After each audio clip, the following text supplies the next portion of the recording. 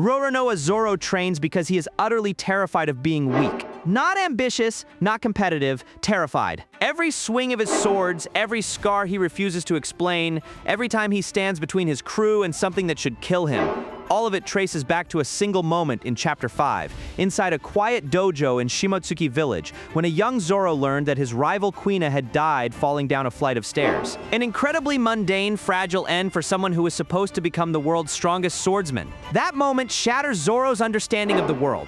It introduces him to a crippling fear he will spend his entire life running from, the fear of sudden, helpless loss. He does not swing his swords thousands of times a day out of ambition. He does it because he is haunted by the randomness of mortality and by his own powerlessness to stop it. Chapter 51, The Bharati, the deck of the Going Merry. Mihawk defeats him with a 3-inch cross knife, not his great sword, a pendant worn around his neck.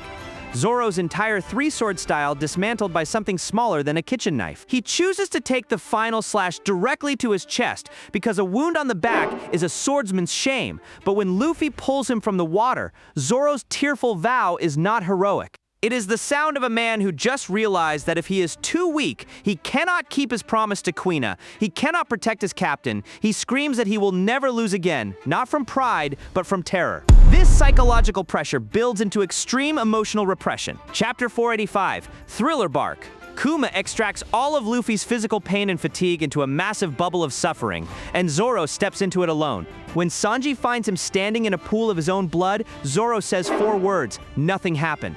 This is not a cool anime moment. It is a defense mechanism to Zoro. Admitting weakness is a fatal flaw. He represses his own agony because he believes a true protector must be an unbreakable wall, completely free from human limitations. But it costs him everything that makes him human. Zoro does not let anyone close. He does not ask for help. He does not talk about Kuina, about the dojo, about what drives him. The fear that fuels him is the same fear that isolates him because showing it, even once, would mean admitting that the wall has cracks. And a cracked wall cannot protect anyone. The fear reaches its absolute peak in Chapter 503. Sabouti. Kuma erases the Straw Hat crew one by one. Zoro is physically spent. He cannot lift his swords. He cannot defend a single person. He stands there and watches his Nakama disappear one by one, and there is nothing he can do. This is the exact same helplessness he felt when Kuina was taken from him. Only this time it is happening to every person he loves. The sheer desperation in this sequence proves that Zoro's training is not about becoming the greatest. It is about making sure this never happens again. Chapter 1035, Onigashima, the fight with King the Conflagration. Enma continuously drains his armament Haki, threatening to hollow him out and kill him mid-battle.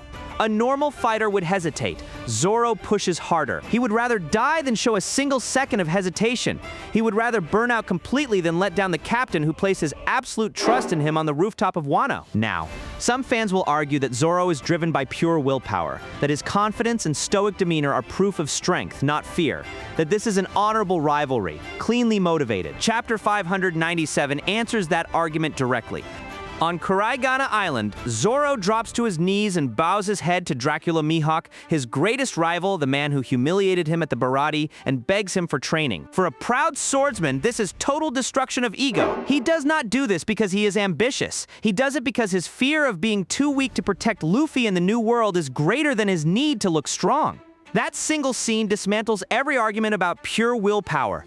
Fear is what put him on his knees. Fear is what makes him get back up. Roronoa Zoro's legendary strength is not a product of ambition. It is a shield forged from childhood grief, built to protect everyone around him from the same fragile, sudden loss that took Kuina on a staircase in Shimotsuki Village. He runs from the ghost of weakness every single day. He turns survivor guilt into the armor that keeps the Straw Hat Pirates alive. Zoro's real battle is not with Mihawk. It is with the terrifying fragility of life itself, a battle he fights with every single swing of his swords. Is Zoro's fear what makes him the greatest swordsman in One Piece, or the most tragic Straw Hat? Drop your read in the comments. The Sanji psychology breakdown is next.